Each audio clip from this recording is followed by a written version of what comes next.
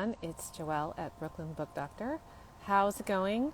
I am here to talk to you today about creating a mini writing retreat for yourself, which is what I have tried to do in the last week. But unfortunately for me, I chose to come to Portland, where we've had the highest temperatures on record ever for Portland and for Oregon. So it hasn't been the most wonderful time to be on retreat. But I wanted to talk to you about it anyway because sometimes things do go awry when you plan something for yourself for your writing and it doesn't go the way you want it to. And that is actually a normal part of planning a writing retreat. But anyway, I have some other tips for you in case you are trying to put aside time for yourself and are wondering what would happen if you went away for a few days, or what would happen if you went to a different space for a few days. How would that help you?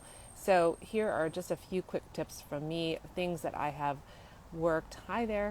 have worked for me and that I found really helpful, and some things that just come over time when you have some practice. So what in my situation, a friend of mine here offered me a house sit at a friend's house, so that really took care of my accommodations. I'm very fortunate. It's a very nice house, and there's a lot of quiet. It's a beautiful neighborhood, lots of trees, lots of nature here. So the setting was important, but I do have to say that you don't have to have a beautiful place when you're going on a writing retreat. You just need to have somewhere that suits you. That's the most important thing.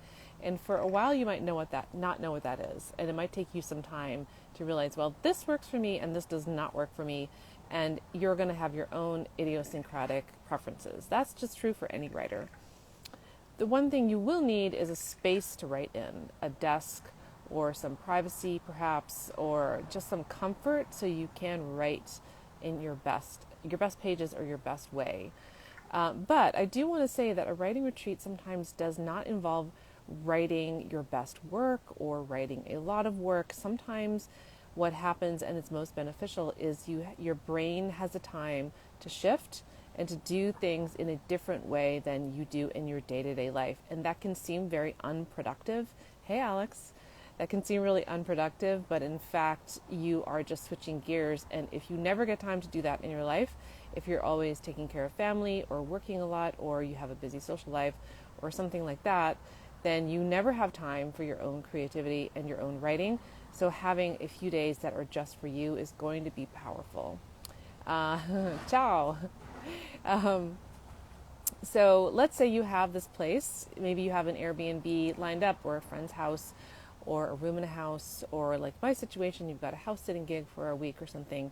Then what to expect when you are transitioning from your normal life into your new writing life for a few days. There's going to be some transitional time where you may feel a little bit lost or out of your element. That's pretty normal to lose time in the transitions. So the main thing, hey Molly, the main thing is not to get freaked out by that. Just to know, like, okay, I'm not in my flow, I'm not in my routine. Sometimes if you're really busy, you can just really love the silence and the quiet, the lack of responsibility suddenly. If you've traveled a great distance, you might have to deal with jet lag or disorientation in that way. The best thing to do is to just accept that it's going to feel a little disorienting for a bit, and then try to find a routine as fast as you can. This is really the trick, to not push through necessarily on sleep, but push through in terms of routine. Because in the container of routine, you will find the space to start this new habit, which is writing every day or doing something creative every day, which maybe you don't have time for in your regular life. So for me, for example, I'm on the West Coast, but I try to keep my East Coast time and get up at 5 or 5:30 and go for a coffee in the neighborhood as soon as the coffee shop opens at 6:30, and make sure I'm sitting down at that time before anything else, so that I'm really in the quiet and the cool in this case. So that really helps me to get going quickly and not to procrastinate, or not to let my little inner demons get the upper hand on me before my day has begun. The other thing is that not to expect yourself to produce incredible work in this time of your retreat, but really to get acquainted with your own rhythm, and to reduce the expectations that you're going to do all your excellent writing on this one retreat. It's really about befriending your creative process and being with yourself for a few days where you can just focus on what you're doing instead of what everyone else needs you to do. That's really important. So one thing I've been finding really helpful recently is going back to an old standard that a lot of people have heard of. Maybe you've heard of it, which is morning pages. All that means is free writing, 3 pages, very messy, very rough, something you will never do. You will never look at it again. It's not useful writing, but doing that immediately. So as soon as I get my coffee at the coffee shop, I sit down and write those 3 pages. And it's been amazing to me to see how badly my mind wants to do something else. This is a very simple exercise, and it's also got a little trick in it, which is that your mind is going to try to escape and rebel, especially if you're used to being very busy doing other things all the time or taking care of other people's needs. Your mind's going to say, hey, what about this? What about that? What about this? You have to figure out, and that logistic and blah, blah, blah. So keeping to those 3 pages every morning is actually a pretty profound practice, and especially because you know it's not productive writing. You're not supposed to produce something that you're going to use later. It's not supposed to be your best work at all. In fact, once you're done, put it in a folder, put it away, and don't look at it ever again. I mean that. This is really helpful for just skimming off the top of your mind, whatever is on your mind that you actually don't really need. You don't need to carry that around, and it's not going to help your work. The next thing that's not productive but is very helpful is to read. So you might take a book or 2 on your writing retreat and have, let's say, 2 hours a day that you put aside for reading. And if at all possible, read analogue, read a hard copy book. Pick up a book, lie down on the couch or sit in a comfortable chair or lie down on the ground or whatever you like. Be comfortable and read. You don't have to do 2 hours consecutively, but try to get 2 hours of analog reading in every day. This is going to do something different to your brain. Your brain is going to sink into a different kind of functioning in that time.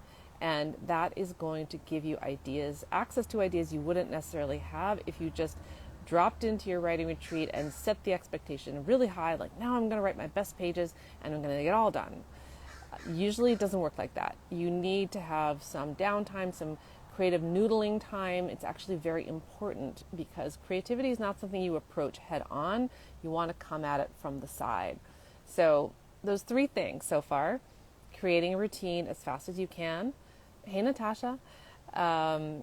Doing free writing as soon as you can in the morning. Don't do too much before you sit down and write that free writing. If you can't make it to a coffee shop, just sit down as soon as you get up, and then have at least 2 hours of reading time a day in an analog format. And these things will help you to stay contained and also to start to dive in to your creative process and to have that ruminating, creative noodling time that's very important for the retreat aspect of your retreat. So let me see what else I wanted to tell you.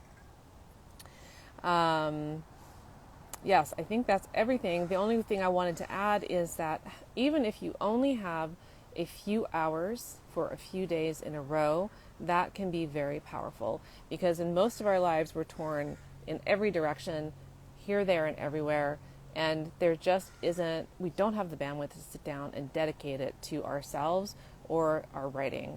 So your writing retreat might not be completely 24/7 focused on your project or your writing process, but if you have, say, 3 or 4 hours a day for 3 or 4 days in a row, that is going to make a difference.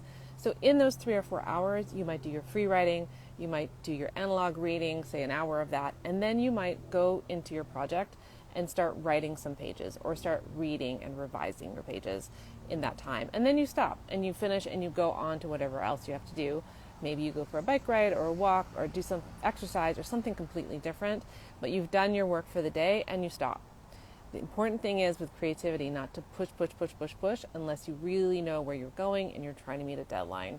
It's really to like sink into the process, to come into the rhythm that it wants to take and let yourself take that lead from your creative need.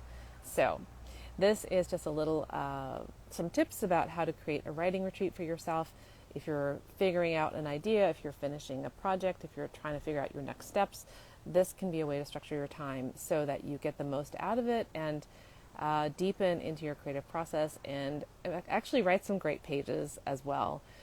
So I hope you're all well, and I hope this has been helpful. Let me know in the comments if you're listening to this later. I'd love to know your feedback, and I will see you soon. Have a great day.